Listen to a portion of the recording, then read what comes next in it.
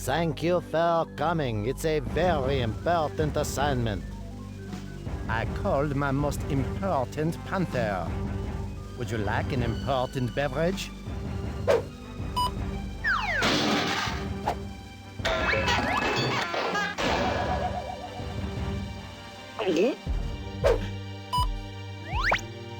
We're falling back down the edutainment hole once more because whilst humongous entertainment in games like Pajama Sam were out here teaching kids not to be afraid of the dark, in October of 1996, Wonderlust Interactive was sending out the pinkest of panthers to the point-and-click world on his own first adventure game, the Pink Panther Passport to Peril, a game aiming to educate the people playing it on other cultures, I guess? Now, when I was a bear cub, one of my favorite games was actually the sequel to Passport to Peril, that being the Pink Panther Hocus Pocus Pink. In the middle of thinking about making a video for my sister on Hocus Pocus Pink, because she also loved the game growing up, I decided maybe I should actually for the first time ever play the original game, so that is what I did. The Pink Panther himself was actually a cartoon character created for the opening of the film The Pink Panther. In that film, the Pink Panther was actually a diamond. The character, though, ended up becoming its own thing and spawned many spin-offs, merchandise, and all sorts of things. Whilst the film came out in 1963, my generation, millennials, especially, mainly know the Pink Panther as his cartoon version. Not that I haven't personally seen the original films, of course I have, but you can't get away from the cartoon being what we think of. Passport to Peril introduces its audience to 6 different countries in an attempt to showcase 6 very different cultures. You'll be flying between England, Egypt, China, Bhutan, India, and Australia, learning a little about how the people in these countries live and what they hold dear to them. Or at least that is what they were trying to aim for. It is questionable whether that is what they actually achieved. You'll be given a PDA, the Pink Digital Assistant, which just ends up being a giant Wikipedia article on each and every one of these countries, but we'll get to that a little later on. Mainly the game is a homage to the 90s Saturday morning cartoons. Sadly, much like a lot from the 90s, it's full of stereotypes and didn't necessarily age the best. It isn't the worst either, but at some points there are moments where you kind of have to question the decisions they've made, but that is also with a 2026 mind frame. Hey everyone, my name is Annakuma, and today we're going to take a trip around the globe with the Pink Panther to try and save 6 kids and this old man from a bunch of evil dogs. So stick around and find out whether or not the game actually manages to teach me anything. That is a hard thing to do. I'm not the smartest. So we begin.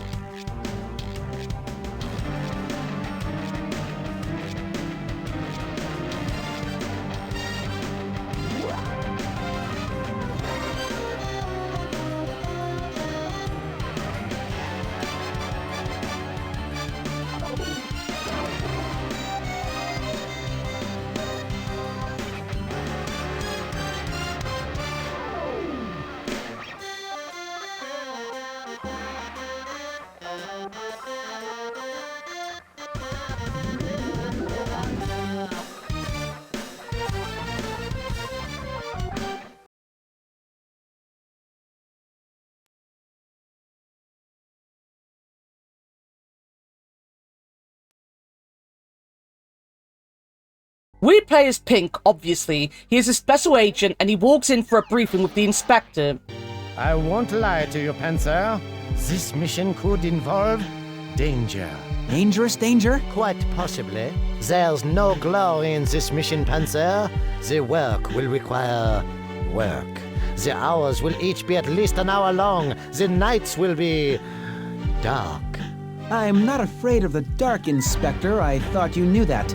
You'll be dealing with some of the most influential individuals in politics and world affairs. None of them over 11. What was that last part? They are young, very young. They are children, but not just any children. Some are the sons and daughters of diplomats and prime ministers. Others are political activists, environmentalists, humanitarians, or simply very, very cute. But they all share one thing in common. Yeah? What's that? They are smart. very, very smart. You don't say. I believe the children are the future. Teach them well and let them lead the way. What a unique perspective. These children are at high risk for acts of terrorism. Your mission is to watch over them, protect them, see them home safely. Babysit. Baby, nothing! This is as much about foreign relations as it is about summer camp. Summer camp? You're sending me to a summer camp? Not just any summer camp, you oblivious gargoyle. Camp Chiliwawa! Chili Hua? Wawa! Wawa! Don't get so upset, Inspector. If anything goes wrong, if the children are the least bit unhappy, Their influential parents will go nutso. their countries will be outraged. World peace down the drain. Oh, it could fuel the next world war, for crying out loud. There's not a moment to waste. The children arrive in Chiliwawa today. They have each been given a private jet for transport. Well, point me to my jet and I'm out of here. Small problem. We are run out of jets. No biggie. I'm a pretty resourceful cat. Just tell me where the place is. I'll find my own way there. I'm afraid the location is top secret. No one is to know where Chiliwawa lies. Not even you. I see. So how would you propose I get there? I'll have to magically zap you. Magically zap me? Oh, no way. I hate that. Look, last time it took me like 3 days to recuperate. My fur was all dried out. I had cotton mouth. I can't stand being magically zapped. I won't do it. I can't. I just need to make sure there's enough distance between us. You owe me for this. You owe me big time. Oui.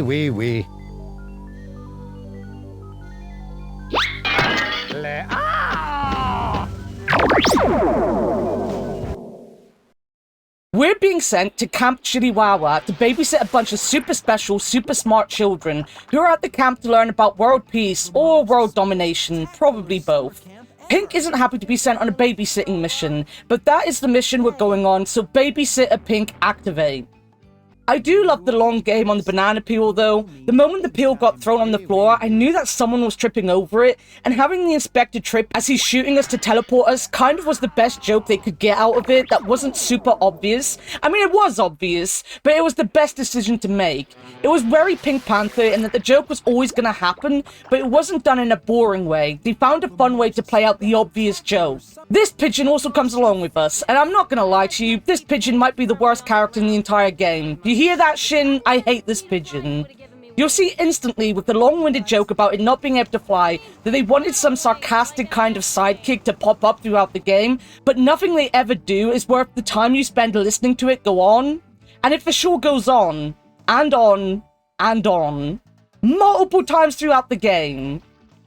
We're here though. Camp Chiliwawa is kind of meant to be the hub area to the game, but you don't really come back to it often enough in my opinion for it to work out as a hub. But it is where the kids are and where the main mystery is set. As well as 6 special kids, you have the camp manager and the scientist Von Schmarty. Pink is just here purely to make sure that things go smoothly at camp. After all, not only are these kids special, but most of their parents are extremely important individuals themselves. So nothing bad can happen to them, and they must leave the camp happy, or else our head is on the chopping block, or something like that. Our friend Von Schmarty basically created everything at the camp, and he shows us just how smart he is by basically sucking himself up in his own invention. So, tutorial time.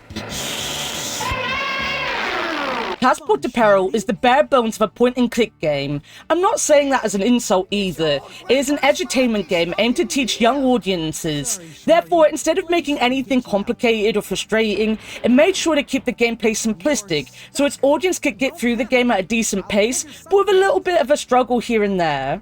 Your cursor is a hand. When you can interact with an object, the tip of the pointing finger will have a little spark animation around it to indicate that you can touch something. When you have an item in your hand, the cursor will turn into that item, and instead of having an animation around it, the outline will simply turn yellow. Both fantastic ways to show the audience that there is something you can touch or use your items with. When you have to move, you'll have to bring your cursor to the side of the screen or a doorway or wherever it is you're going. The cursor will then turn into an arrow that you can click on and move. Again, a very simple way of showing you the way you can go. I'm not gonna lie, the inventory is one of the best things in the game. It opens by clicking on Pink as he stores everything in his fur, I guess, and then it opens in this giant circle in the middle of the screen. Each item has been drawn being held by Pink, and as there is no combining any items in the game, you'll just have to click on them to get them out of the inventory again. It's a great inventory, 10 out of 10, no complaints to be had. One of the best things the game does. Now, I personally don't think there is any pixel hunting in the game, and you can usually very easily tell when something should or should not be interacted with. There are quite a few things that you'll click that have nothing to do with the game itself, but will have a funny interaction or even some random facts given about them. More on all that later though, because I have my complaints about it as well. I'd like to say it was much like Pajama Sam, but it is much less imaginative than that. The audience is slightly older for this game over the Pajama Sam games, so they don't need the constant moving pieces and noises that Pajama Sam had, but I do feel they lack any real need to click on things as well. At least with Pajama Sam it was entertaining people, in this it's kinda just pointless. Even speaking to characters is stripped to its most basic mechanics. Pink and the people around him are programmed to do all the talking. Much like Pajama Sam, you won't get any dialogue options. Unlike Pajama Sam, and I'm sorry it'll be compared to Sam quite often possibly, I don't actually think I do, but it is right now, nothing anyone has to say is really of any importance, and none of it's fun either. Now, I just reviewed Snufkin Melody of Moomin Valley before this game, and I praised it for having a number of side characters dotted around the map going about their business.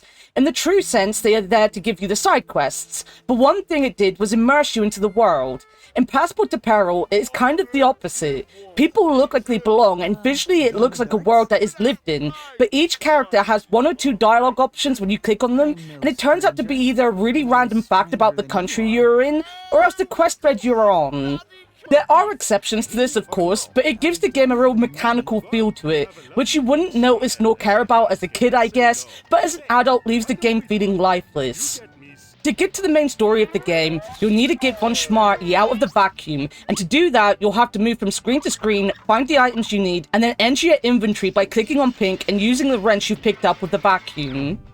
Von Schmarty isn't the only thing that was victim to the vacuum. These houses were also sucked up, and Von Schmarty will ask you to put them back. In perfect cartoon logic, Pink will pick them up and throw them into the background, and have that wonderful perspective joke of them now being the right size because they were in the background. A very good joke. We will then learn a little about the camp, as well as the dial-a-day. This dial here, that is the big plot point of the game in some ways, and also completely pointless in others. What it does is change the time of day as well as the season. More on that in a minute though. Pink will also get given the code to the cellar before the manager pops up. He'll ask what we're talking about, and this is Von Schmarty's answer. What was that you just whispered? I said Chili Wawa success has gone to my head. I don't know when it comes to Von Schmarty, but we'll talk about that later. Or we might, I don't know. What do I talk about later?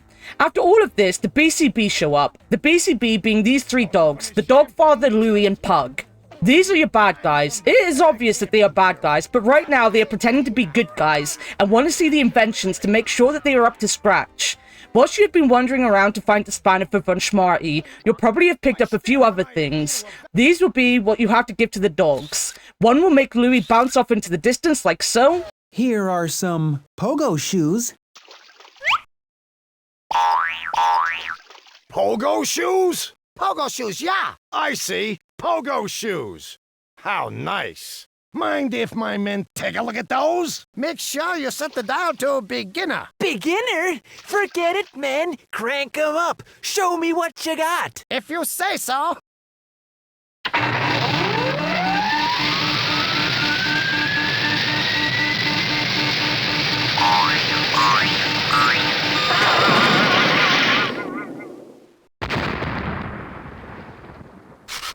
Those look fine, but I'm warning you. One slip-up and I'll shut this place down before you can say... Where's Louie? Where's Louie? Well, we'll consider ourselves warned. Don't get smart, Panther. I can't stand a smart panther. You prefer a dumb panther, boss? Shut it. Please, boss, I didn't do nothing. What else is there to inspect? and the other will have Pug hovering on a hoverboard for a few seconds. After you've done this, they'll decide you are fine right now and go off to find Louie. Now the kids will show up and you'll get to meet them. Don't worry, the kids are just the mechanics for the game. You do not need to really remember them or care for them. The game never gives you a reason to care. Here in this moment is the most you'll talk to some of them, or even see them. If anything, the only character that gets any real time on screen is the English kid, Nigel. Again, this game is trying to teach you about different cultures, so there are 6 kids representing 6 different countries. Nigel from England, as I already said, Chione from Egypt, Young Lee from China, Anada from Bhutan, Indrani from India, and Komaken from Australia. I've probably butchered half their names, but these are the kids. They will give you a little factoid about them or their country, other than Young Lee, who just swims away, and Nigel, who is just floating here. And that is basically all that happens with the kids most of the game. I grew up playing Hocus Pocus Pink Panther, the sequel to this game, and to say that I was very disappointed with Passport to Peril compared to it is an understatement. All the gameplay mechanics are carried over to the sequel, which is great because the actual gameplay is fantastic. But one thing Hocus Pocus does that Passport to Peril doesn't do is make you care about the main cast. Now, we'll get to the sequel in its own video, but having 6 unique children in this game meant that whilst there is a reason to help each one when the story starts to ramp up, or at least 5 of them, I guess. One of them, you just kind of get dumped in their country. You never really talk to the kids, get to know them, care about them, or anything else. Helping the kids is very often a task given by Von Schmarty, and just a way to move us from country to country with no real attachment to while we're there. Which again is where this game feels like a game feeling comes from. It doesn't feel like they try to immerse you or make you care. Therefore, you are always going to be going through the motions because you want to complete the game. You don't care really what is happening with the kids with the camp. You are just doing the puzzles because when you have finished the puzzles, the game is over and you can say you've completed it and then you never need to play it again. At least you have some puzzling to do to talk to Nigel. You'll have to grab the fishing rod from the cellar. When entering the cellar number, because it's all locked up, you'll get this comical scene to let you know that the dog father is watching you. Then you use the fishing rod to fish up a fish, which just doesn't go the way you think it will. Oh, hello. What's your name? My name is Nigel. I'm from England. I'm a pacifist. Pacifist. I am very TIDY, and most everything with love and RESPECT. This is my first time at camp. No roughhousing, please. You like fishing? Does it kill the fish? We won't kill them. We'll throw them back. But it must hurt a little when you snag them on the hook. I suppose it hurts a little, but just a drop. Like a teeny tiny, eeny weeny little pinch. Ow, ow, ow! That hurts! What did I ever do to you? Eeny weeny, eh? I'm sorry. How would you like it if I hooked one of them things around the roof of your mouth, buddy? I'll never fish again. Then mend your ways, warmonger. Deliver your stick of doom into my hands, and I will see that no one is ever hurt by its EVIL again. Stick of doom? The fishing rod. Oh, of course. This is it. This is your introduction to Passport to Peril. Pink is a secret agent that's been sent to babysit 6 special children that he will never get to know nor care for. There are a bunch of dogs that are doing something bad for whatever reason, and a scientist who makes a lot of really weird inventions to make the camp the best camp in the world. Through all this, the art has been amazing, including having these kids in the background the entire time that you're in Camp Chiliwawa doing your thing, and even these 2 random kids that show up and have a conversation. So time to get the story actually going. Passport to Peril is very much a game of triggers. When you hit a certain trigger, the next thing will happen. Yes, that is how games work, but it isn't done in a very natural way in Passport to Peril. Again, I talked about this in the Broken Sword 4 video, and I'll talk about it a lot here. There's a difference between making the game feel mechanical and like you're going through the motions, and making it feel natural and immersing you in a world. And Passport to Peril feels like you're just clicking around to make sure you find the next trigger so you can go on. You're not clicking because you actually want to click on something. You just know there's going to be a hotspot somewhere you must click on to move on. Our next story beat will be the Dogfather using the dial-a-day to turn the lights off in this wonderful cartoon scene, and I have to say, I love the nighttime screen we get put in. The buildings and the world going dark, the light shining in the windows and Pink's eyes, and that slither of dark sky in between the shadows. It's a really pretty and very cartoonish scene, and I love it. Pink will see no problem with this and fall asleep right next to the cellar that the next day is wide open, and we see the Dogfather sneaking out of it, because apparently Pink just sleeps really heavily. All you can do when you wake up is go down into the cellar and find a random robot arm, but there is no time to even think about that or put two and two together, because you'll finally get into the meat of the game, traveling around the world to help kids. Dear Pink, come quick! Nigel is in a terrible state! Von Schmarty is often the person that will give you the quest that you have, instead of the children themselves. As I said, Nigel is one of the only kids you get a lot of time with, including walking into his cabin and seeing him have a temper tantrum. Nigel used to be able to spell really well, it's his whole thing, and now he can't. And again, instead of wondering if something is wrong and putting clues together, we just get sent to England to find a way to cheer him up. Now, a massive complaint about the bedrooms, because I think this is where the edutainment side of the game fails big time. In both this game and Hocus Pocus, a lot of the learning comes from basically Wikipedia articles baked into the game. In this one, you have the PDA. Whilst in-game, this is also the way that Von Schmarty contacts you. If you want to learn anything about any of the countries you visit, it is the way you'll do it. Just for a start, it isn't easy to use. There is a lot here, and it is presented in a really boring way for the audience you have, and there is no real need to do so. No puzzles are hidden in the information, no one asks you to look at it, and most people playing it won't be interested in pages and pages and pages of random facts that are never asked for in the game anyway. The game is meant to give us a reason to want to learn about these countries, but instead it sits there and goes, oh, you want to know about England? Go read an article about it. So why is there a problem with the bedrooms? Well, I lied. Whilst no character asks you to look in the book for any kind of information, the bedrooms do. They are full of items that in some way represent the country of the kid that lives in them, and you can interact with them all. Just Pink then says to you, I wonder if there's a way to learn about this, basically telling you to check the PDA. Why? Why can't Pink have an interesting factoid about whatever it is in the room? Even if the kids are upset, why can't they be in the room telling you about it? Why have rooms full of interesting things to interact with if all interacting with them does is tell you to go try find out about it in the million-page encyclopedia you have? This isn't edutainment at this point, it's just education. Edutainment is meant to make learning fun. It's meant to have lessons in the gameplay. It isn't just sticking pages of things for kids to read and go, oh, well, we tried, we gave them the information. No, kids aren't going to look for that information. They want to play the game and learn that way. Now, Hocus Pocus isn't too much better, but I did feel like I learned a little more in the game naturally than I did in Passport to Peril.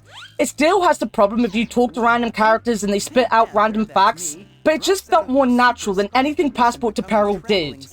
And this is why I think Pajama Sam worked better. Instead of trying to just overburden kids with actual factoids, it tried to teach them life lessons.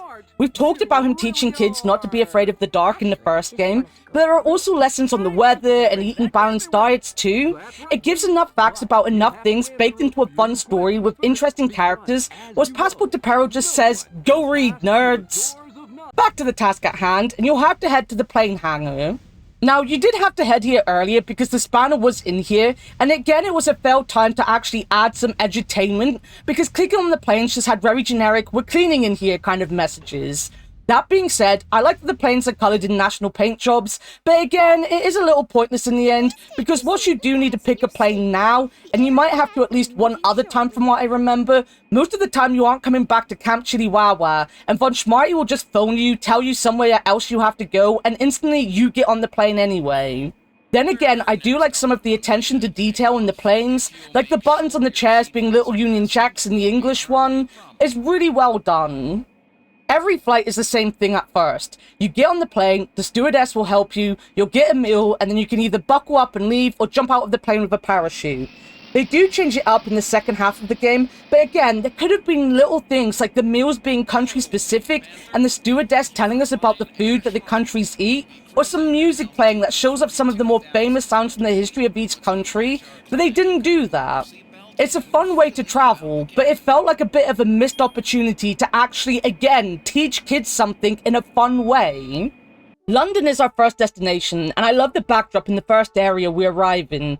To be fair on the game, the artwork and animations are fantastic. It feels like a 90s cartoon, the world feels like it is alive, and the characters look great. It is just everything else that makes that all feel very hollow, like actually trying to talk to these characters. Everyone also seems to know Pink for whatever reason as well, which is weird, but maybe not so weird. But actually it is weird. It's weird because we're meant to be a spy. Can the most famous and probably only Pink Panther be a good spy if everyone already knows us? Cartoon logic, I guess. This is where the main gameplay loop starts though, and to me it feels like a line of dominoes, and you just need to find where the first domino is to tip it over. Most of the game is just fetch quests. You'll have to talk to everyone to get a vague idea of what they want, and your main job is to find the first step in this long item quest. There are other types of puzzles in the game, but most countries' main meat is a country full of people that just want something from you. And when you find the first person you can help, the dominoes start to fall until you get to the end of the trail. Rinse and repeat with a few different puzzles sprinkled in, but it's all about hitting those game triggers that let you move on to the next step. It wouldn't be so bad if any of the characters you talk to were actually interesting to talk to.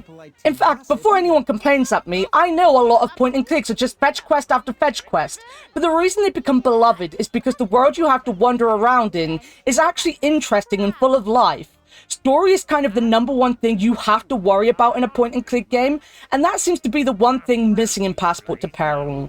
Most characters will waffle on for long periods about whatever it is they are trying to teach you, but none of the information you get is really that important either, and sometimes it's just downright mind-boggling. We'll get to that, I promise, but mainly it's just 90s stereotypes of different cultures, which doesn't really help teach kids anything other than cartoon stereotypes.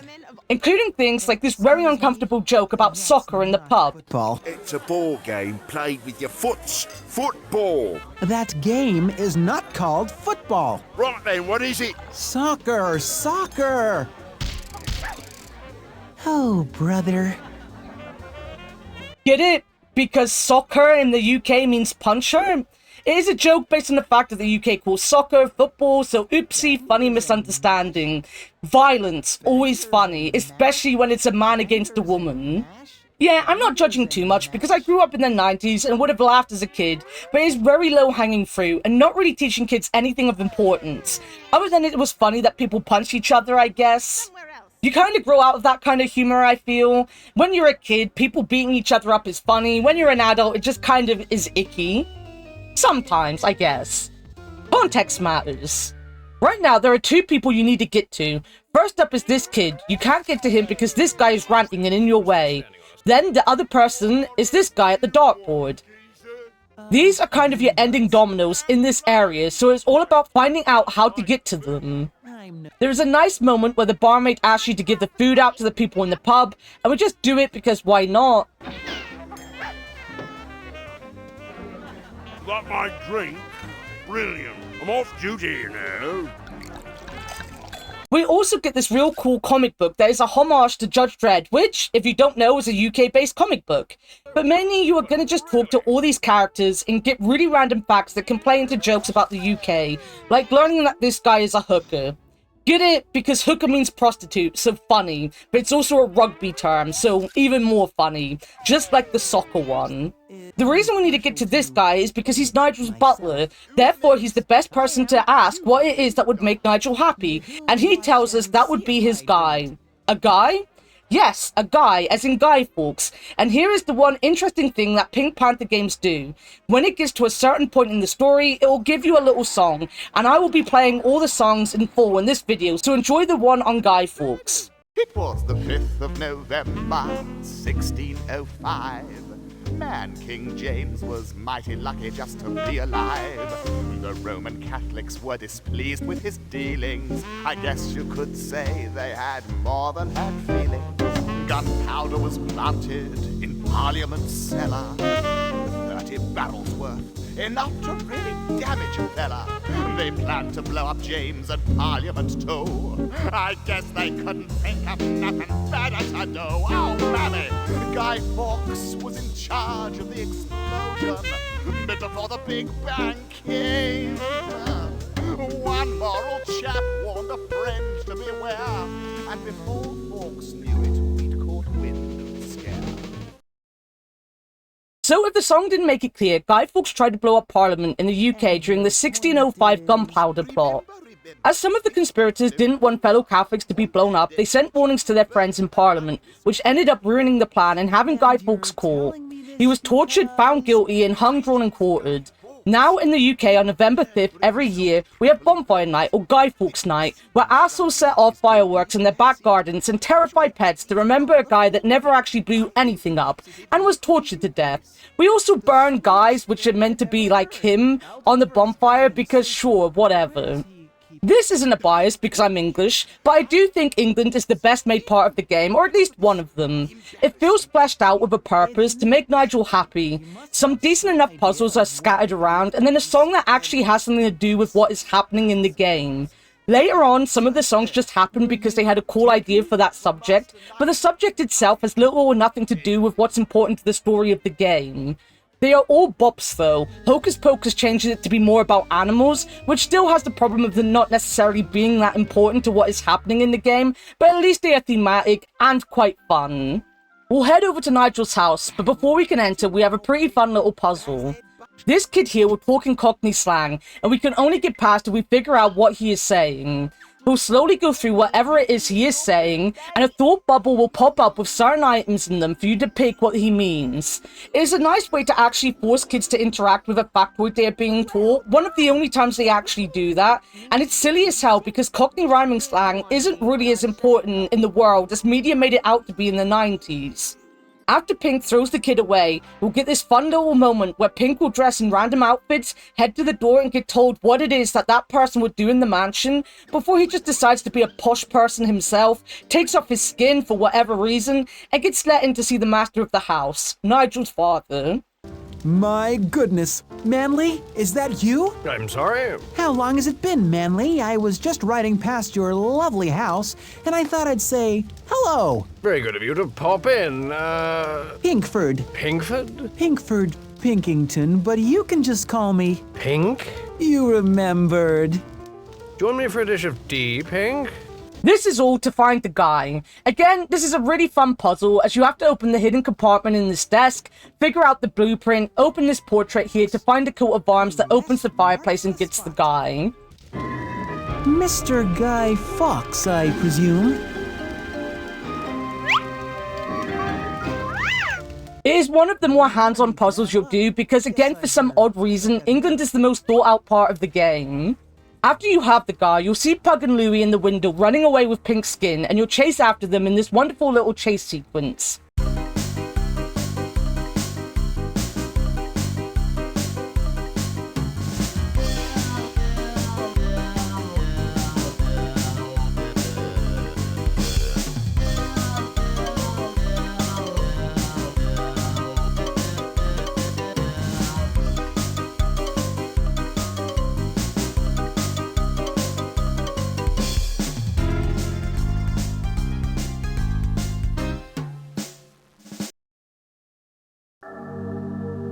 We'll end up at Stonehenge, where you just need to scare the dogs away and grab your skin once more, whilst taking in this beautiful scene we're currently in. Again, the game is just really beautifully drawn. It is always worth taking a moment to look at everything around you. It's not worth clicking on anything, but it's worth having a look. We'll then phone Von Schmarty, who will send you away to Egypt because Chione has gone missing, so off to Egypt we go.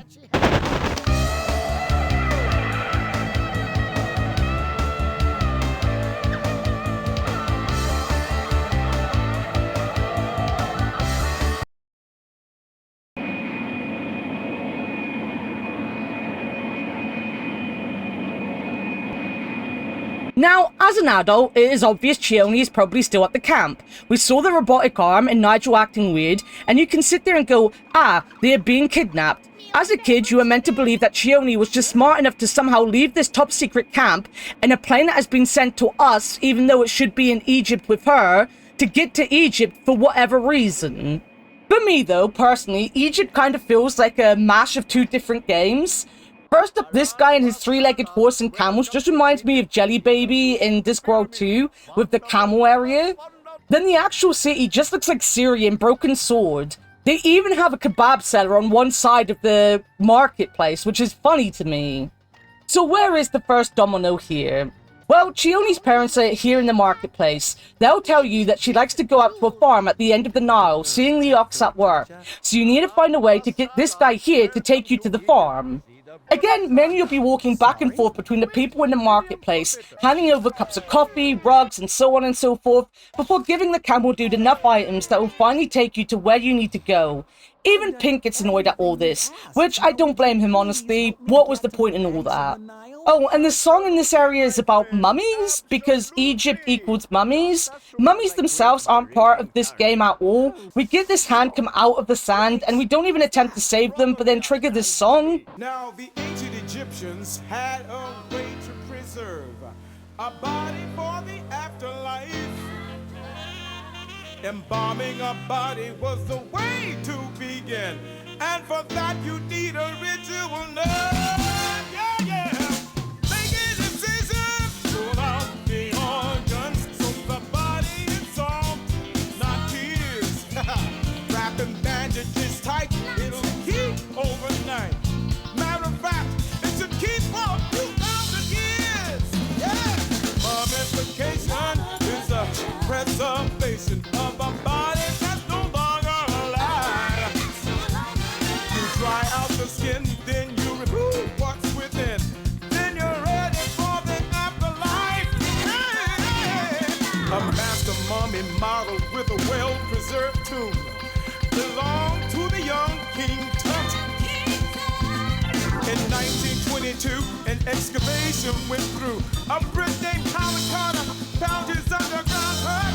Oh, when making a mummy, you need a clean shell. Scoop the brains through the nose. That's the best way, I suppose. A mummy mask, part of the burial task, can be made to resemble a young pharaoh's face. Mummification is the preservation of a body that's no longer alive. You dry out the skin, then you remove what's within. Then you're ready for the afterlife. Oh, mummification is the preservation of a body that's no longer alive. You dry out the skin, then you remove what's within. Then you're ready for the afterlife. Mummification, yeah, is a preservation of a body that's no longer alive. You dry out the skin, then you remove what's within. Then you're ready for the afterlife.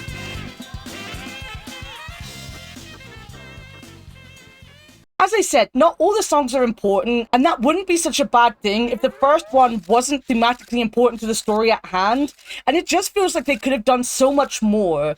Like, they could have had us go to the pyramids themselves. They are in the background of this scene, but they could have had this guy actually stand by the entrance of one of the pyramids with a mummy coming out. Again, in Hocus Pocus Pink Panther, the songs are just about random animals around the maps, but at least they are there for a reason. But yeah, mummy, song, yippee. Also, technically, I don't think this is a mummy. It's just someone buried in the sand that we let die. I don't think I need to over-explain mummies to people, but they are just the artificially preserved remains of humans and animals. You mainly hear of the pharaohs being mummified, and of course mummies become a huge thing in horror, and it was the whole premise behind one of the greatest films ever made, the 1999 film starring Brendan Fraser and Rachel Weisz, The Mummy. Yeah, that's just what it's called, The Mummy. Remember that movie? One of the best ever. Even when Pink, though, finally gets to the mouth of the Nile, we aren't at the farm. We aren't able to go any further because, well, the Nile is in the way, and there are crocodiles. Oh, hello. I was going to take a dip, but I'll check back later. So one thing I haven't mentioned yet is when you're in the countries, you'll move from screen to screen by pointing your cursor at the side of the screen and walking off. Well, I've mentioned that bit. But when you're moving from screen to screen in the countries, you'll get these really fun little maps that show the way that Pink got to different places. Whilst this guy right now won't help you, you'll still need to go back to town, so you'll be able to use the camel to do so. If you don't use the camel though, you'll end up just walking in the desert randomly. I didn't stick around to see if there was any reason to this screen, but I guess it is nice that it's there. It's the only time in the game where you have to click on a transportation method to leave and not the arrow itself. Or I should say it's the only time where you have both options and have to pick the right one. You do have to click on a bike to leave somewhere later on, but you don't have an option to just walk out of the house into the random street. Thankfully, the next steps aren't too hard. There is a new guy in the city that will give you something to help, and the donkey in the city is in love with the three-legged horse Lucy, so you'll get some flowers for her, and then they'll help you by kicking you over to the boat in the river, and the people in the boat will take you the rest of the way to the farm. We also get to see Louie and Pug following us, the reminder that the dogs will always be close behind us to cause problems.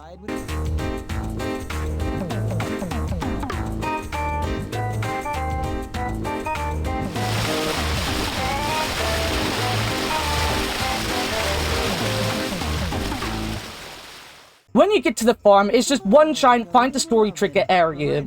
You'll meet a little girl that isn't Chione. You'll meet her mother, who also isn't Chione, but she also won't help you till you feed her birds.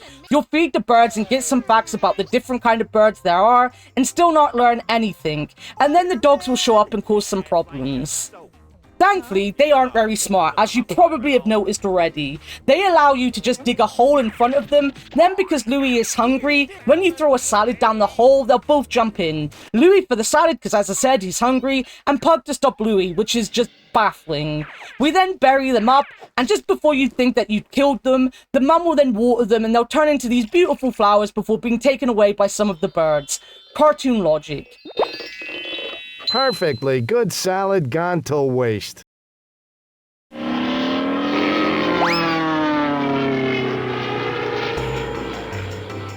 Chione isn't here though, and what makes it worse is that we now need to deal with the pigeon, who goes on and on and on before giving you a letter.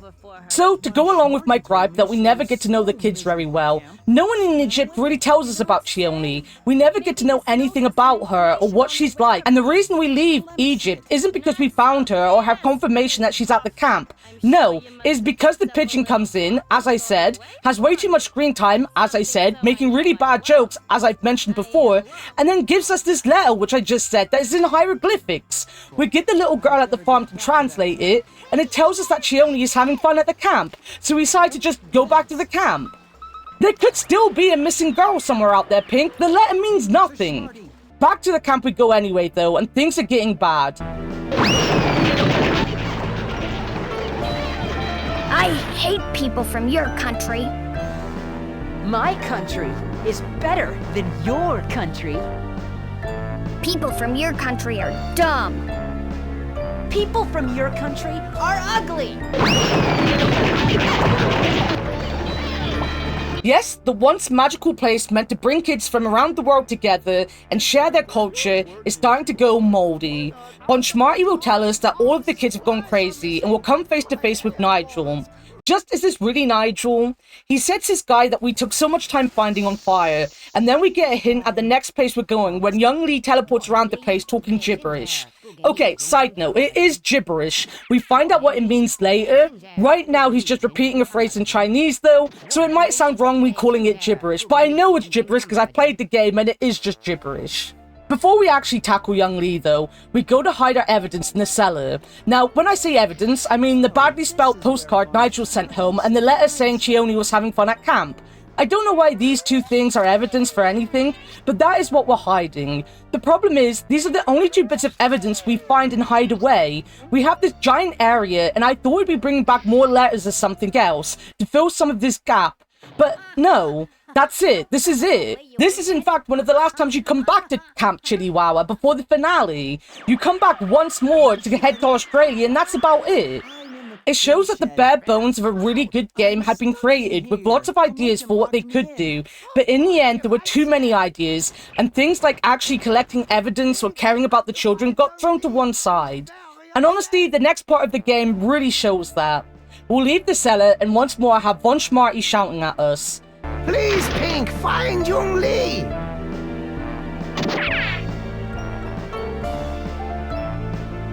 Just young Lee isn't in a room. Well, he is, but he's hidden, and you need to look under the bed, the duvet, and the carpet to find him. When you finally find him, bearing in mind you might not think to click on any of these things after the disappointment of everything else you can click on, just telling you to look in your PDA, we'll be told that we've been booked a Chinese lesson and be sent off to China so we can figure out what young Lee is saying. So off to China we go. I said that the game basically worked with 90s cartoon stereotypes, and this is where it doesn't necessarily age badly, but is borderline whether or not you enjoy the beginning of China. You'll end up in this studio and have to go out and sing, so they'll dress you up and throw you in front of the crowd. The booing of the crowd is annoying, but you'll end up stepping on this cat's tail, and then the cat will start singing, whilst Louie and Pug come out to catch us. Sing! You must sing!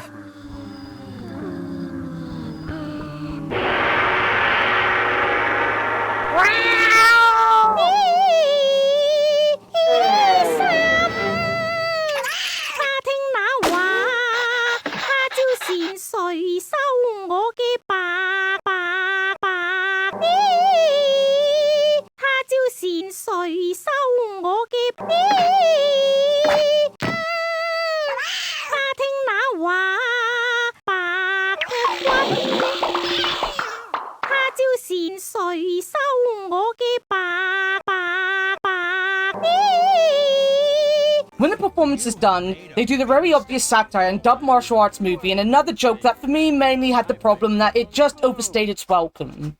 Pink will fight off the dogs before being invited to dinner with this family. This is Young Lee's family. His dad is out working in the rice fields, and no one is teaching us anything. Or, I mean, they're giving us random facts, but they're not teaching us Chinese.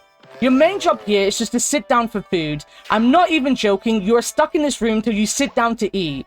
Again, the family have their lines of facts to give you about Chinese culture, but many are going to be setting this bird free to have one of the kids leave to find their bird before taking his seat at the table. You then get to eat and learn about table manners in China, or how humble people are in China about the things they do. At this point, I had stopped caring, and when dialogue was very obviously just random facts being thrown at me, my brain just turned off. I said I wasn't the smartest. I gave up learning. You'll then be sent to the rice fields where you'll find Young Lee's dad. He'll tell us that the phrase that Young Lee is saying is, What does "Wo hen yi say shincher fugeni chincher hamburger jen" mean? Mean? I'm glad to pay you on Tuesday for one hamburger today. Huh.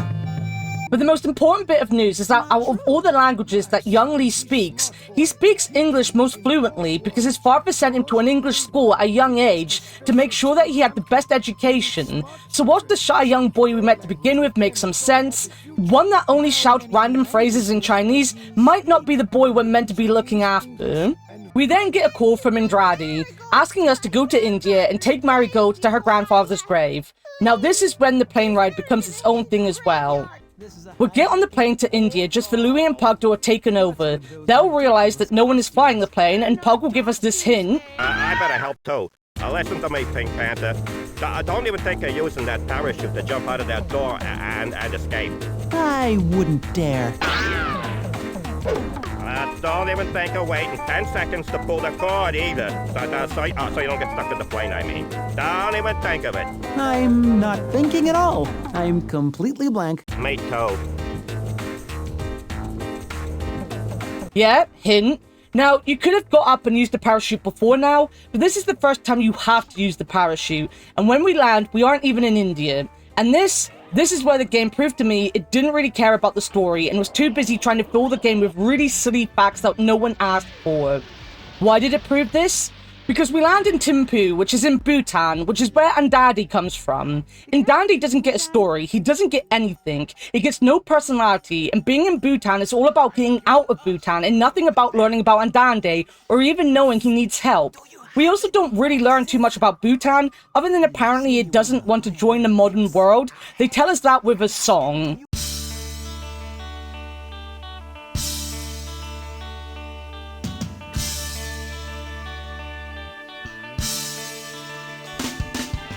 Children are anxious to build to the sky, to revolutionize our country, though we don't know why. Bring home ideals from the places they've been. If we paved our land for travel, who knows who'd come in? In Bhutan, in time in Bhutan, we may change. time in Bhutan, we have done just fine. Do not define what should be our ambitions. We're more concerned with unbroken traditions. This is a magical place. We've escaped the rat race, so you may not recognize the looks on our face. In Bhutan, embrace technology. Some people urge with the Western world. They believe we should merge. Life is not a race, and we're not behind. We'll modernize our country when we feel it's time. In Bhutan, in time in Bhutan, we may change in time. In time in Bhutan, we have done just fine. Do not define what should be our ambitions. We're more concerned with unbroken traditions. This is a magical place. We've escaped the rat race, so you may not recognize the looks on our face. In Bhutan.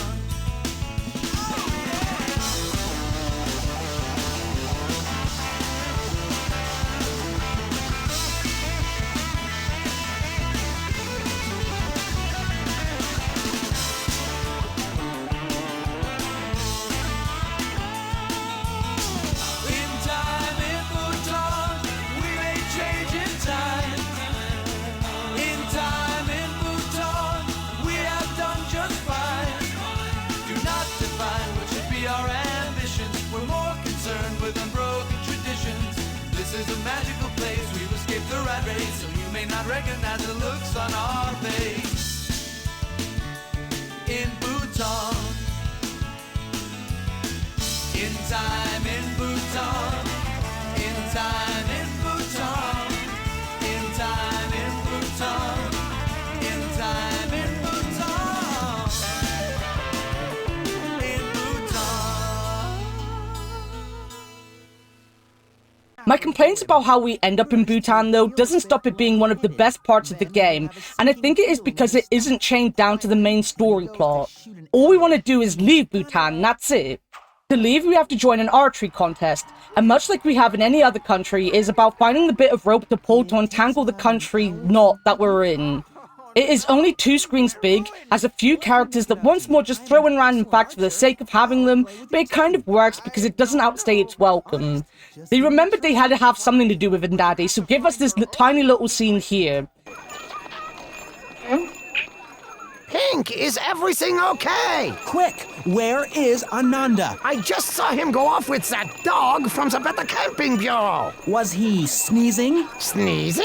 Answer the question, man! Was he sneezing? I don't understand. I don't have time for your conundrum, Smarty! Did the boy appear to be suffering from any allergies? No, he was fine. I see. Something's terribly wrong at Camp Chiliwawa, smart stuff. Terribly wrong. I have to go. There's a rotor that needs finding. There is also this really funny bromance with the archer guy that I really enjoyed.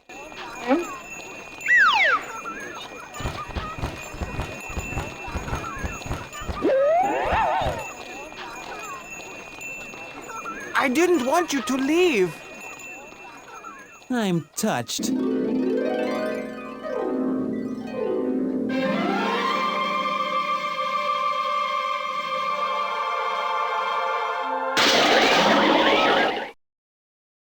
But that's kind of it. You'll fly off and we'll get to India.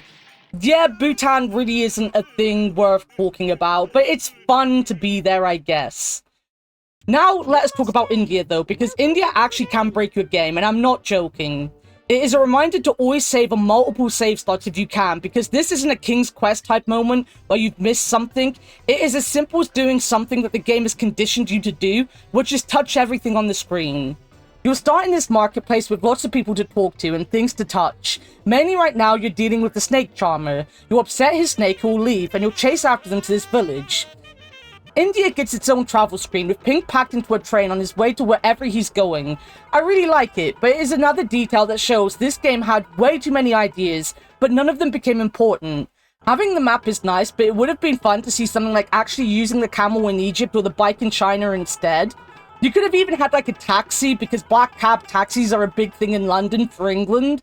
There are lots of things you could have done, and it just feels weird that only one country got a special travel screen like this. Again, a way to educate people in a fun way that was just missing from the game because it didn't really want to educate anyone. Returning to the market is where things kind of go wrong though for my playthrough. See, you get some spices from the spice seller, but you have to afterwards interact with the spice to find a spice genie. Just if you've interacted with the spice before this, you can't afterwards. Game Forever has you clicking on anything and everything on screen, but this is the first time that if you click on something out of order of the triggers, you can't continue with the game. I had to look up a guide thinking I was just being dumb in a game that was super simple up until this point, and then had to go look up if this was a game-breaking bug.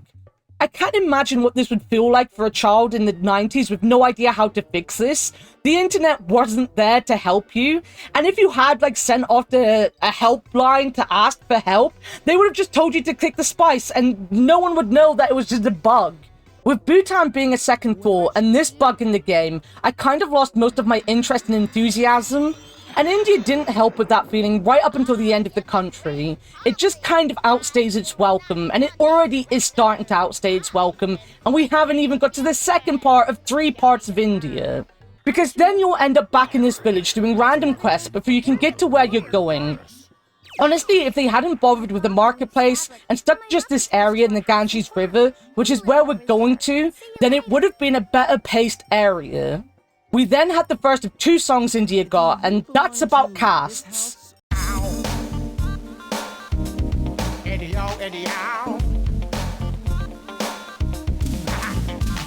My Panther friend, I don't want to shock ya, but what I'm about to tell you might rock ya. Ow, well, there's long time been our tradition. We call it the caste system. You're born into your caste. There's not much that you can do, but be the best you can. Or simply try to muddle through. Once there were 4 different castes, divided by profession. You did the work of your caste. Feast, famine, or recession. Caste system's what you're born into. The caste system will need for us just to you. Define social position. The caste system's part of India's tradition. There were Brahmins, Kshatriya, Vajras, and Sudras too. Now there's so many others, I couldn't name them all to you. Last was the outcast, whose treatment was unkind. In the social structure, their caste came last in line. Referred to as untouchables, labeled as unclean. One man known as Gandhi spoke out and called this treatment made. They could drink from the wells where water was got. Touch food meant for a higher caste. Ow, it may as well run. Sign. Caste system's what you're born into. The caste system will need for us just to be. The caste system defines social position. The caste system's part of India's tradition. Gandhi felt the handling was cruel and unjust. After years of wrongful treatment, in Mahatma they could trust. Adopting an untouchable girl took the people under his wing. Then the Indian government tried to abolish the whole thing. Passing laws that they hoped would prohibit caste discrimination. That was their attempt to try and integrate the nation. You'd be dead wrong if you assume discrimination was a thing of the past. Think about the place that you call home. Who are your outcasts? Caste system's what you're born into. The caste system will live for us just to be. The caste system defines social position. The caste system's part of India's tradition. The caste system's what you're born into. The caste system will live for us just to be. Social position, the caste system's part of India's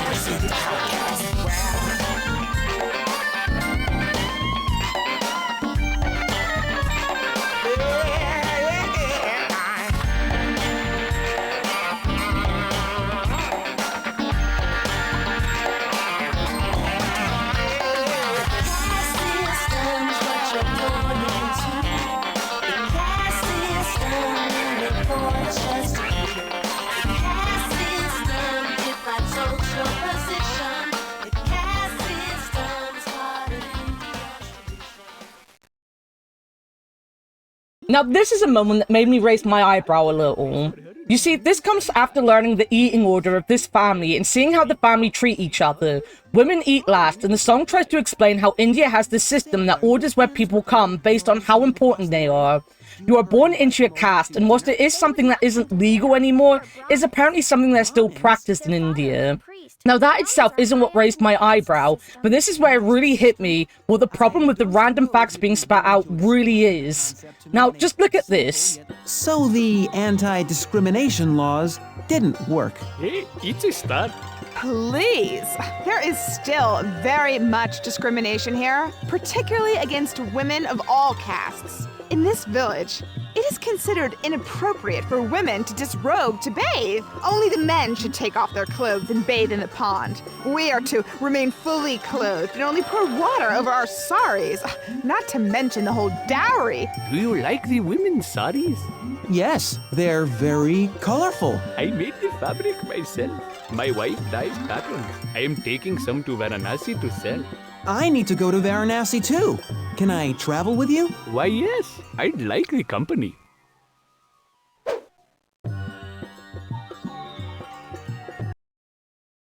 So yeah, Pink sits here, listens to this woman basically talk about how she's treated like a second-class citizen, maybe even a third-class citizen, and then one of the men just basically ignores that and tells Pink he can take him where he needs to go, and that's it. Pink also ignores it.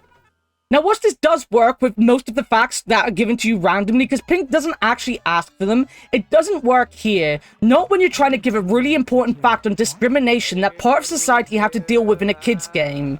Maybe I'm looking too much into it, but I feel it just feels disrespectful. This is a real problem, and it is one of the only problems the game talks about, and in a game with a joke about hitting people that just so happens to have a guy hit a woman, even if that woman hits back, it just feels very dismissive of actual real problems worldwide with people's views on women. Now, maybe that's because I'm now in my late 30s, and I am a female, that it just makes me a little uncomfortable. Not really the joke, because they are just 90s cartoon stuff, but just how dismissive the game comes across in general about anything important that it tries to tell you. Pink never engages with any of the facts, but when you're actually being told an important one, it feels like you needed to interact with it. Or just not have it. It's a kid's game. They don't need to know about that kind of stuff. They do, but not in a Pink Panther game. The question then becomes, what are we actually trying to teach kids? With that all gone though, we'll get to the Ganges finally, and there are a few things to do here. First up, learning about the river itself. There is no graveyard here like Pink thought, but instead the flowers have to go to the river. That being said, the flowers we got from the snake charmer's wife actually weren't the ones we were meant to get, which were marigolds. So there's a little back and forth to get the correct flowers. We also out of nowhere get the second song in India, and I'm not too upset, even though much like the Mummy song, it has nothing to do with what Pink is doing, but we get a lowdown on how the Taj Mahal was built. Once lived a man who loved his wife. Her name was Taj Mahal. He shared with her a happy life. He loved Mumtaz Mahal. His 14 children, she would bear. The last would leave her lying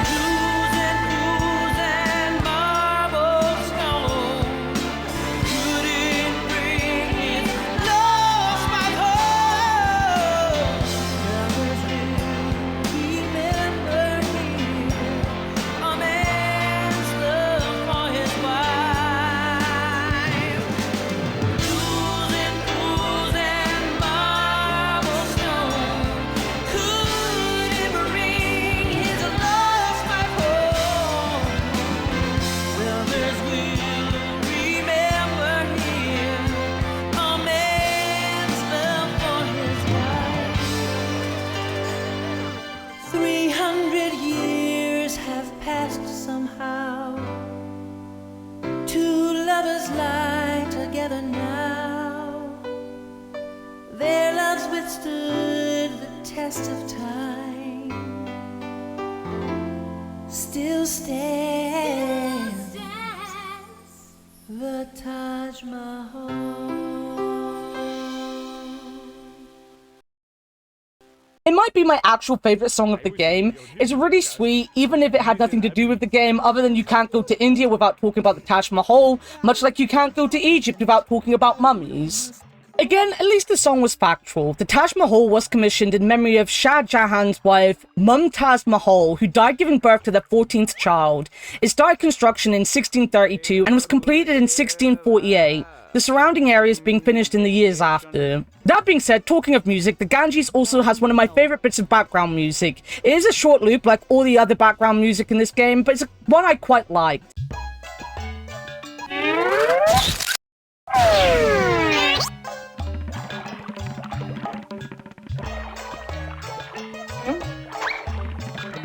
Most of the background music is what you'd expect from a game like this, but the short loops can make it a little grating at times, but it changes enough throughout the game that as long as you go through it fast enough, you are never stuck in one place long enough to make you want to stop playing because of it.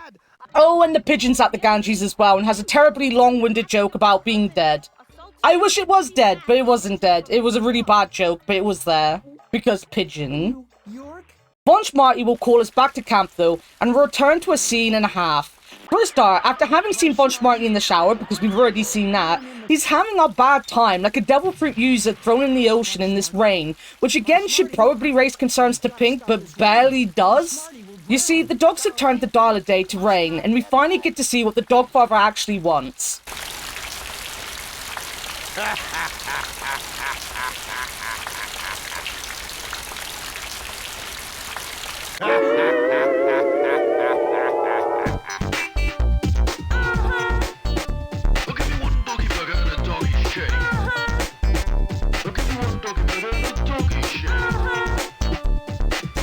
Yet, they want to turn the camp into MacDonald's. I don't know why this is the only location they can think of. You know, a top secret location that no one is meant to know about. But this is where they want to be. You'll have to head down and grab a crowbar from the cellar to unstick the dial a day and have Von Schmarty rush back home. The manager of the camp is also very unhelpful and in denial. So it's up to us to figure out what to do next. What to do next is follow these footprints. What you do next is follow these footprints that are just hanging out in the mud next to the manager's cabin. They'll take us to the final plane we have, which is the one to Australia. Kamukin is the final kid, and something has not just crawled into the plane, but apparently used it. We'll land in Australia, being made to jump once more because of Louie and Pug, and get one of the most disappointing areas. There really isn't much to Australia. Again, it is about hitting the triggers. You can tell the game was running on Steam at this point. Kamukin is an aboriginal, and there isn't much here to learn or do other than to talk to a bunch of animals to find out about them, see this crazy lady a few times, and learn about dreaming from Kamukin's family.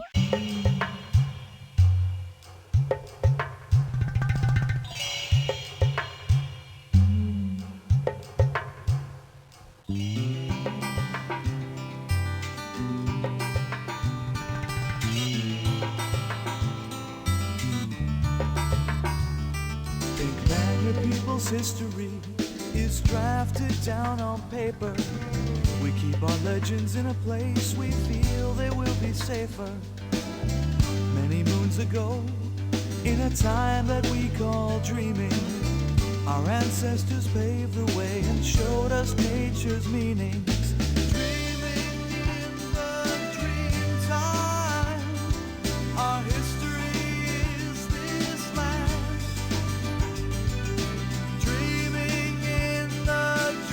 Time, we're close, it's in my hand.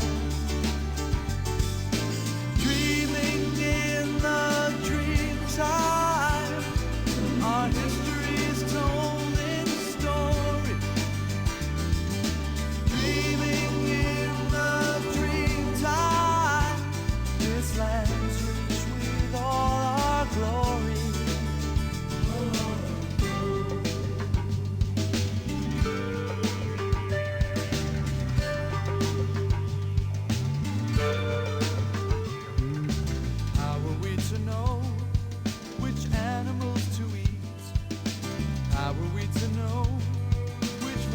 Forbidden meat. how would we have known the sacred words and rhymes? The answers were passed on to us from our dreaming times. Dreaming in the dream time, our history is this land. Dreaming in the dream time, look close, it's in my hand. Dreaming in the dream time, our history's told in story.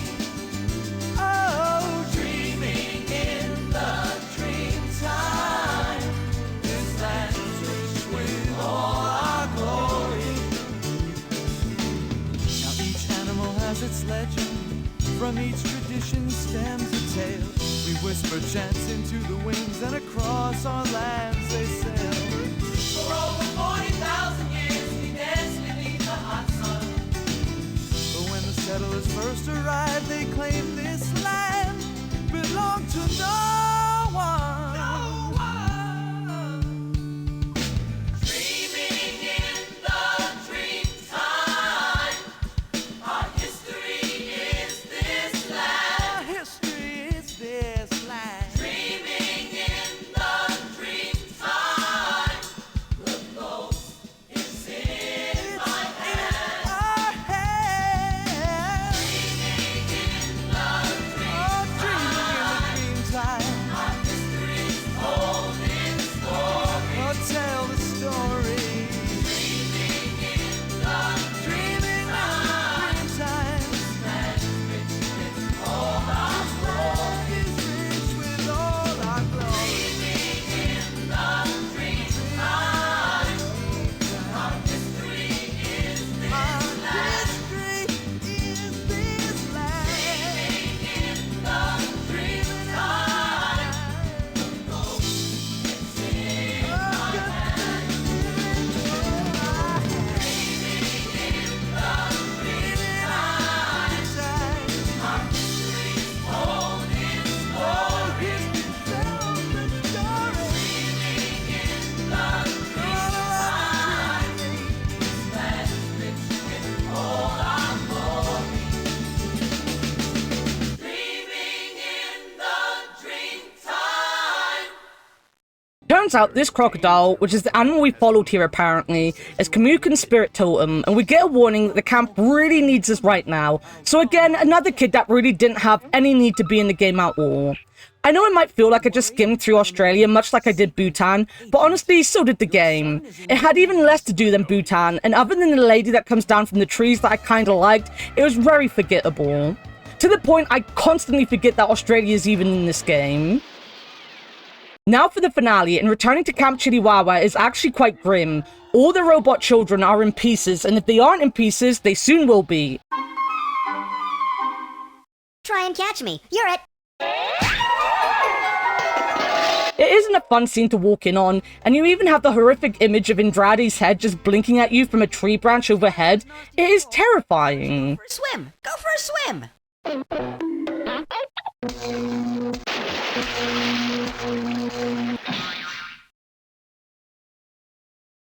Yikes. So that's what happens if you don't wait an hour to swim after eating.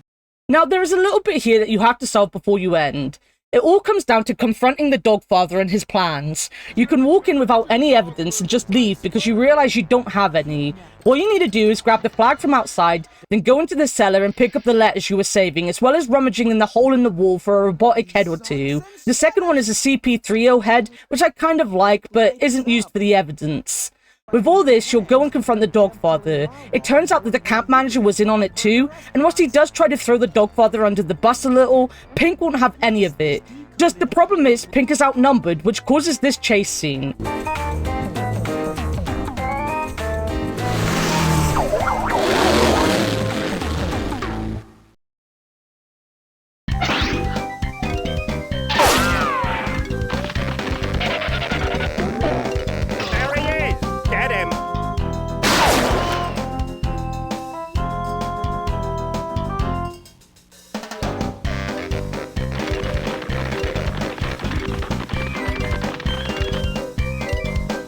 I gotta hide somewhere.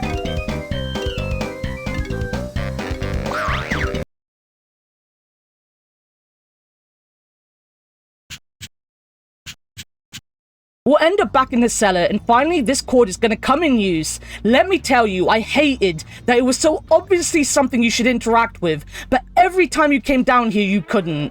Like, don't make something so obvious to interact with, and then you just can't touch it for the entire game. First up, it's so dark in here that you have to use the CP3O head where the light used to be to light up the cellar. You then find that the vacuum from the beginning of the game is down here now, in the dark, but it needs to be charged, so you have to plug it in, then go up the stairs to confront the bad guys. They will hide, and it's as simple as finding them, sucking them all up, and hey presto, Pink has saved the day.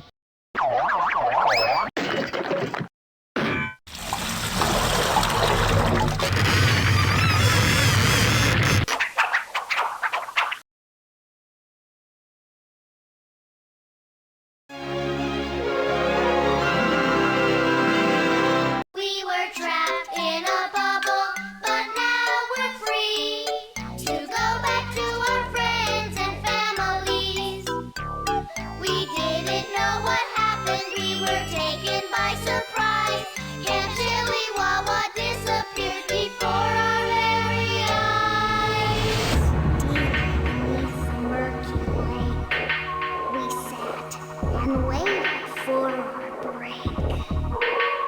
Distracted by toys and games and fun, we prayed the plan would come undone. We were trapped in a bubble, but now we're out. So I'll sail off on my airboard, And I will scream and shout. the danger brought us closer. We shared our grief. If we could do this, we can do world peace. Well, that Piggy Duck had a plan. He built a massive chili wawa that'll buy the land. But he never took the time out to stop and think that he couldn't pull a methanon. My man Pig, we're trapped in a bubble, but now we're loose. So I'll party all night long. I will shake my caboose. We had fun, we're glad we came, but now it's time to go. Keep in touch, write me letters. Howdy, Ghost. We missed you.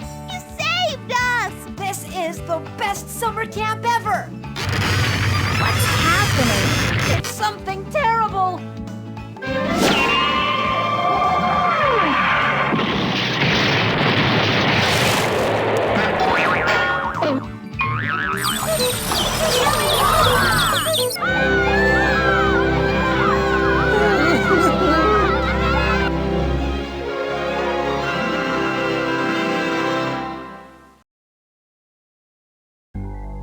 I heard about what you did over there, Panther. Most impressive. You realize you'll be decorated for this? I had suspected as much.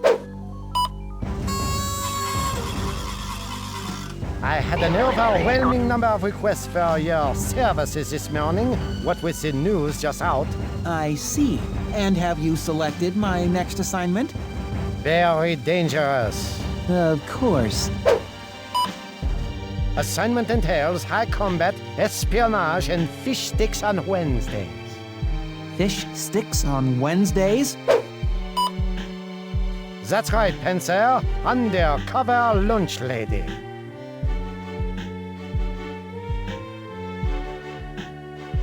I've already ordered your hairnet. It's a cutting-edge school. They've implemented the spork.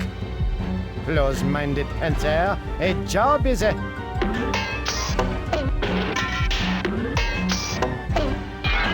Job! Finally, we are free of the game, but how do we feel about it overall? My biggest problem is purely that I played the sequel first. Everything I complain about in this game is just done better in the sequel. For a start, there is a story, and whilst it still has problems with spitting out facts, and it very much is a fetch quest game with little other puzzle options in it, I feel there's much more character, because it genuinely added characters there to tell a story. One of the biggest wastes of potential in this game is the children themselves. It wants to teach you about each of their cultures, but it does a horrendous job of that. Mainly it just wants you to read about those cultures and gives you very little to care about in the actual game. Not only that, some of the information that it does give you, you have to wonder who they really thought their audience were gonna be. Instead of fun little factoids, they try to teach you about inequality, whilst having Pink himself not care one way or the other about that. Just like the articles it wants you to read, there is a lot of dialogue in this game, but nothing to make anyone of any age really engage with anything they're saying. Honestly, you could have taken the kids away and the story would have made more sense than it did. Again, why did this have to be where the fast food place had to be? Why did they decide to turn the kids into robots? What was the point of anything? Why were we meant to care? Who is Von Schmarty and why was he even there? In fact, Von Schmarty is really sus. He always acts sus. And yet we never do anything about it. Nothing ever comes about any of the weird things he says or does. He doesn't even know the manager is in on all this. But at the beginning of the game, it kind of hints he does, but he doesn't. He still manages to get kidnapped and turned into a robot. It just doesn't make any sense. There is a better way to teach kids random facts on random things. For a start, having a story worth paying attention to and playing would be a good way of going about it. Not only that, but they were teaching mainly stereotypes of different countries as well. And again, when big, deep topics came up, they just kind of brushed them away, the same way they brushed away being told what food a country eats. For a world full of characters, it felt absolutely empty. Every person of interest was just a hollow body for the world's most boring facts. It had so many characters in it, yet not a single character felt like they belonged or were worth your time to interact with. Pink himself doesn't really interact with the world itself either. He doesn't really talk to these people or cares about anything. He'll just tell you to read your PDA. I said it about Broken Sword the Angel of Death, and I'll say it here. It felt too mechanical, like a game with none of the fun parts that make games worth playing. The only thing I can give it as praise is at least it was the first one. Angel of Death had no reason to be the way it was, but I'm happy to say for me personally, it does feel like it improved in the sequel. Oh no. This is when I play the sequel and the rose-tinted glasses shatter, isn't it? Yeah, probably. Art-wise though, the game was beautiful. I loved the Saturday morning cartoon feel, and areas were well designed, full of character and life, and even the character art is great. I love the variety in characters all over the world. I just wish they had more to say than a few random facts. It would be nice if any of these people were actually treated like they were people living in this world, and not just there because they ran out of ways to make kids read facts. The songs were alright, though just seemingly out of nowhere like most things in the game. They were bops though, every single one of them. I do like the songs in the second game more, but the Taj Mahal one especially was fantastic. Some of them kind of worked with what was being talked about at any given moment, others really didn't work, and really didn't need to be there. They were catchy though, and the music throughout was zany and fun, again giving that perfect 90s Saturday morning cartoon vibe, and absolutely the Pink Panther vibes that it needed to give.